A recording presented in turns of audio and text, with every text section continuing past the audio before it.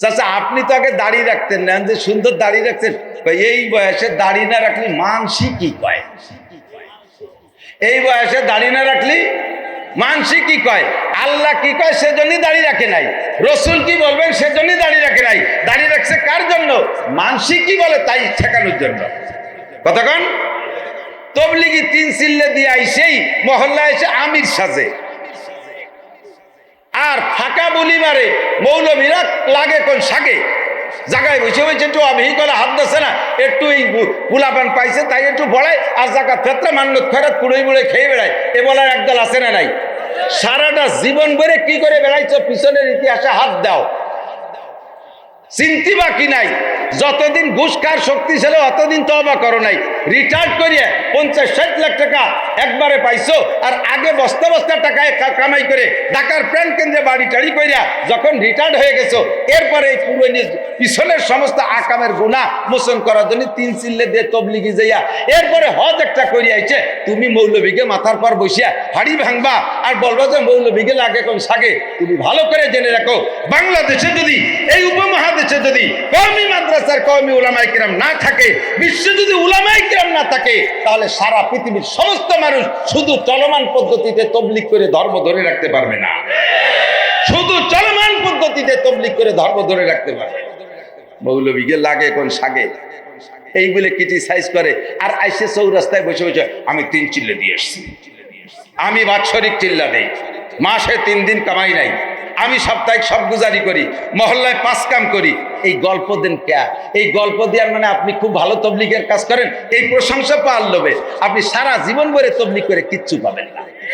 কতক্ষণ আলেম উলামা কি করে শুনলে আপনি আশ্চর্য হয়ে যাবেন। আমরা মৌলবীরা একটা কথা বলি, আমরা যাহা বলি আপনারা তাই করেন, আমরা যা করি তা আপনারা করেন না। এই কথাটা পাবলিকে আমাকে বলে একটু ক্রিটিসাইজ করে, তার মানে বুঝাইতে চায় যে হুজুররা যা বলে ভালো ভালো কথা এগুলো আমাকে করতে বলে, আর হুজুররা নিজেরা অনেক আকাম করে, এই আকামগুলো আমাকে করতে নিষেধ করে। যে আমরা যে আকাম করি আপনারা করেন না, আমরা যে ভালো ভালো কথা কই তাই আপনারা করেন। আমি ওই কথাটা টেনে নিয়ে সমর্থন করে বললাম যে হ্যাঁ থ্যাংক ইউ, সত্য কথা বলেছেন, আমরা যাহা করি আপনারা তা করেন না, আমরা যা বলি তাই করেন। আমরা যা বলি মোটা মোটা বেঁচে থাকার মতো কয়েকটা কথা বলি, নামাজ পড়েন, রোজা রাখেন, হজ করেন, জাকাত দেন, ফরজ ওয়াজিব সুন্নাত মুস্তাহাব পালন করেন, হালাল খান, এই কয়েকটা কাজ করেন, বেশি আপনাকে করতে কই না। আমরা যা করি তা আপনারা করেন না, কারণ করতে পারবেন না। আমরা যা করি তা করতে পারবেন না। রাত 12টা পর্যন্ত ওয়াজ করি, এরপরে বাসায় জামাটা আমি বলতেছি, গল্প দেওয়ার জন্য বলতেছি না, জাস্ট একটা উদাহরণ বোঝানোর জন্য। মুফতি দেলোয়ার সাহেব কতক্ষণ পর্যন্ত কিতাব দেখে, আব্দুল মালিক সাহেব কতক্ষণ কিতাব দেখে। আপনাদের ভ্যান চালানোর শক্তি আছে, আপনাদের ব্যাংক চালানোর শক্তি আছে, আপনাদের গাড়ি চালানোর শক্তি আছে, আপনাদের যে শক্তি আছে এই শক্তি কি আলেম ওলামার নাই? আপনারা লাখ লাখ কোটি কোটি টাকা কামাই করার পথ খুঁজে এনেছেন, আলেমদেরকে আল্লাহ তাআলা সে বুদ্ধি দেয় নাই? শক্তি আছে, বুদ্ধি আছে, সব কিছুকে বর্জন করে দিয়ে, সব কিছুকে জলাঞ্জলি দিয়ে সামান্য 3,000, 5,000, 10,000, 20,000 টাকা বেতনের উপর নির্ভর করে এই জীবনকে একেবারে আল্লাহর দ্বীনের জন্য বিসর্জন দিয়ে দিয়েছে। রাত 12টা পর্যন্ত কিতাব দেখে, এরপরে একটু ঘুমায়, শেষ রাত্রি আবার উঠে তাহাজ্জুদের নামাজ পড়ে, ফজর পর্যন্ত জিকির করে, ফজরের নামাজ পড়ে, 1.5-2 পারা কোরআন শরীফ তিলাওয়াত করে। এই তিলাওয়াতের পরে আবার কিছু একটু নাস্তা পানি খেয়ে আবার কিতাব দেখতে শুরু করে, 9টা পর্যন্ত কিতাব দেখে সকালে নাস্তাটা খেয়ে এই যে ক্লাসে বসে অবিকলা হাদাসানা বিভিন্ন প্রকার হাদিস কোরআন পড়াইতে থাকে, নাহু সরফ পড়াইতে থাকে। এরপরে আল্লাহ তাআলা যদি কেউকে একটু তৌফিক মোটামুটি দিয়েও থাকে আলেম ওলামাদেরকে, এরা যে পরিমাণ দিনের জন্য খরচ করে আপনি কোটি কোটি টাকার মালিক হয়ে সে পরিমাণ খরচ করতে পারবেন না। আমি আমার গল্প দেওয়ার জন্য বলছি না, জানানোর শুধুমাত্র উৎসাহিত করার জন্য বলছি, ভুল ভাঙানোর জন্য বলছি। আমার 2টা মাদ্রাসা, দাওরায়ে হাদিস, আমার 2 মাদ্রাসায় 60,000 টাকা বেতন, আল্লাহর ফজলে আমি 60 পয়সা বেতন নেই না। মাদ্রাসা থেকে 1 লোকমা খানা আমি খাই না, আল্লাহ আমার রুজির অন্যভাবে বরকত দিয়ে দিয়েছে, আমি সেভাবে চলতে পারি। প্রত্যেক দিন দৈনন্দিন আল্লাহ ভালো একটা পয়সা আমাকে দেয়। মাদ্রাসায় ঢুকে সপ্তাহে 2টা হাট আছে, হাটের দিন মাদ্রাসা অবিরাম কাজ চলতে আছে। সম্পূর্ণ টাকাগুলো মাদ্রাসার সব কাজে খরচ করে দিয়ে সেরেফ আমার গাড়ির তেলের টাকা আর আমার বাজার সংসার করতে যে টাকা লাগে এইটা বাচ্চাদের কাছে দিয়ে আর কোনো টাকায় আমি কাছে রাখি না। আপনাকে যদি বলি আপনার সারা জীবনের ইনকাম এইভাবে খরচ করে দেন, এটা আপনি পারবেন না। কাজে আপনারে তা বলি না, আপনারে বলি আপনি 40 ভাগের 1 ভাগ দেন, আমি যা করি আপনি করতে পারবেন না, এই জন্যই করেন না। কথা হলে এই দিক, তার ঘুরে নিয়ে যায় অন্য দিক। শিরিক ফিল ইবাদত। আলেম উলামা একজন আমার কয়, হুজুর আপনারা জায়গায় বসে বসে কি করেন, একটু এই উম্মত জাহান্নামে চলে যাচ্ছে, আপনি ফিকির করেন না? আমি বললাম, বেটা তোর যদি বেশি খারাপ লাগে তুইও বাদ দিয়ে তুই চলে যা, আমরা যাওয়ার পিছিয়ে যাই তো ওটা সম্ভব না। যদি আমার এই জায়গাতে সরাইতে চাই তা আয়, আমি বুখারী শরীফ পড়াই, তুই পড়া। আমি তবলিগে যাবো, আয় তুই বুখারী শরীফ পড়া। মাদ্রাসা ইন্ডাস্ট্রিজ, মাদ্রাসা কারখানা, মাদ্রাসা ফ্যাক্টরি, মাদ্রাসা বিস্কুট বেকারি। বেকারি আছে না, বেকারির ভিতরে বিস্কুট কেক তৈরি হয়। বেকারিতে বিস্কুট কেক যারা তৈরি করে টেকনিশিয়ান, তারা কি আবার ভ্যান ভরে বিক্রি করতে যায়? উন্ডা 2-4 ঘন্টা বানায় টানে, এরপরে আরামে ঘুমায়। আর দিন ভরে ওই বক্স ভ্যানে করে নিয়ে দোকানে দোকানে ফেরি করে বেড়ে আর এক দল না। এখন যারা ফেরি করে, জল বৃষ্টি রোদ, তারপরে ওই দোকানদারদের সাথে মারামারি, কিলি যুদ্ধ বিগ্রহ সবই তারা করে, ইত্যাদি করে টুরে পয়সা এনে এইবারে ক্যাশে জমা দেয়। এর থেকে আবার ওই টেকনিশিয়ানকে মোটা বেতন দেয়, তাদের সম্মান আলাদা, এসির মধ্যে থাকতে দেয়, মালিক তাদের আলাদা খাইতে দেয়।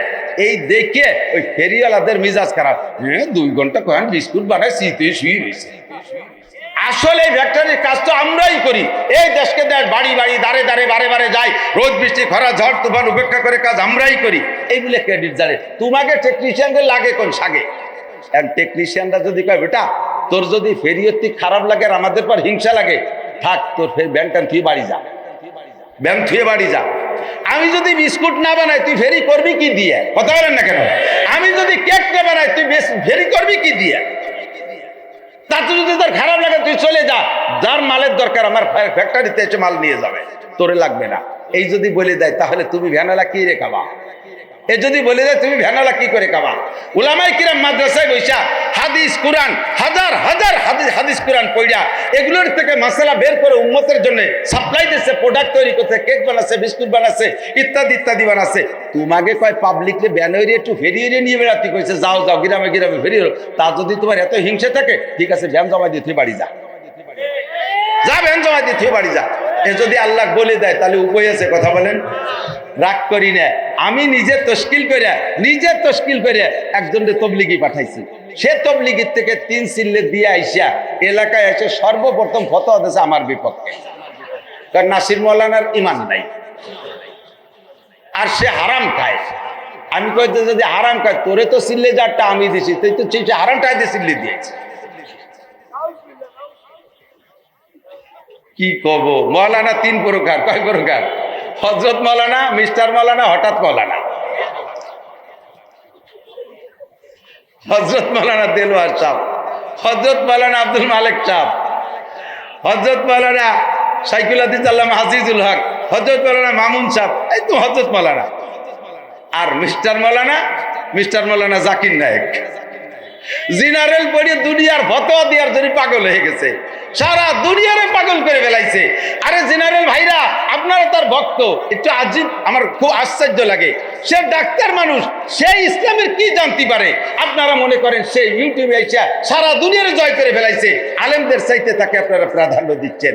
একটু ভালো করে মনে রাখবেন, যে যা করে তার তাই করা উচিত, তার অন্য জায়গা থেকে অন্য কাজে হাত দেওয়া আদৌ উচিত না।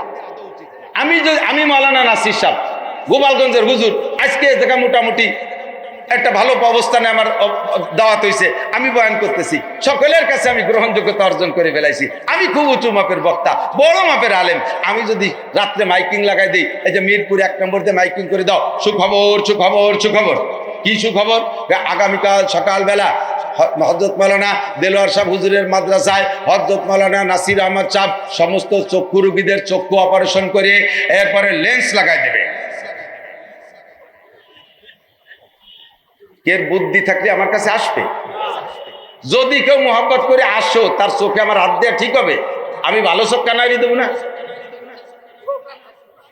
সুখবর সুখবর সুখবর।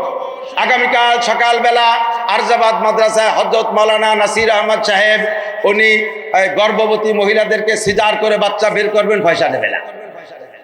যদি কোনো মহিলার বুদ্ধি থাকে আর কোনো গার্জিয়ানের বুদ্ধি, আমার কাছে আসবে রুগী নিয়ে। যদি মোহাব্বত করে আসে, আমার কেউ হাত দেওয়া ঠিক হবে? আমি নাড়ি কাটতে যে ভাষাতে আর একটা কাটি ফেলে দিতে হবে। আমার যদি এটা ঠিক না হয়, তাহলে ডাক্তার ইঞ্জিনিয়ার তার কেন শরীয়তের মাসালার অধিকার থাকবে, তার কেন সেখানে হাত দেওয়ার অধিকার? আদৌ তার সেখানে হাত দেওয়ার অধিকার থাকতে পারে না। কথা বলেন ঠিক না? ডাক্তার ডাক্তারি করবা, ইঞ্জিনিয়ার ইঞ্জিনিয়ারিং করবা, তুমি যেখানে তুমি সেখানে করবা, প্রফেসর প্রফেসরগিরি করবা, শরীয়তের এই জায়গা হস্তক্ষেপ করার অধিকার তোমার ঠিক কিনা? ওয়ালা ইউশরিক বিইবাদাতি রাব্বিহা, কইতে কইতে শরীর চলে আসছে বেলা দূর, আরে দিক যাব না। আমি তাদেরকে স্নেহ করি, ভালোবাসি, মহব্বত করি, থ্যাংক ইউ। সারা জীবন আকাম কুকাম করে কাটাইছেন, আল্লাহর রাস্তায় আসেন, তবলিগে তিনটে চিল্লে দিয়ে তওবা তিল্লা করে ভালো হন। তবলিগেতে আসছেন, আলেমুল আমার কাছে যে বসবেন কিভাবে, হুজুর কিচ্ছু জানি না, হুজুর একেবারে কিছু জানি না, জীবনটা ভরি আকাম করে বেড়াইছি, ঘুষ খাতি খাতি পেটের মধ্যে ব্যাংক হয়ে গেছে একটা আস্তে। হুজুর আর বাঁচার উপায় নাই, তবলিগে যে আমার চোখ খুলছে হুজুর, আমার এখন মুসলমান হয়েছি, এখন বাঁচার উপায় কি? হুজুরির কাছে বায়াত হবেন, হুজুরির কাছে নরম হয়ে থাকবেন, হুজুর পিঠে হাত দিয়ে সান্ত্বনা দেবে, কোনো ভয় নাই, লা তাহজান ওয়া লা তাখাফ, ভয় পেন না, টেনশন করে না, আল্লাহ আপনাকে সাহস দিয়েছে, কুল ইয়া ইবাদিয়াল্লাযীনা আসরাফু আলা আনফুসিহিম লা তাকনাতু মির রাহমাতিল্লাহ, ভয় নাই, আল্লাহ সাহস দিয়েছে, আপনি তওবা করার কারণে সব গুনাহ মাফ হয়ে গেছে।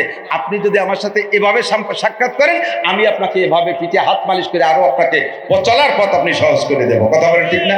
আর যদি তবলিগি চাইছে গুন্ডি দুঃখ নাসির মৌলানার ইমান নাই, দেলোয়ার মৌলানা কি আরে এই জায়গায় বসে পরে রাতে বাগুন দিয়ে খায়, তাহলে আমার যা বলা দরকার সব আমি বলবো, আপনারে বলবো বেকারের ফেরিয়ালা।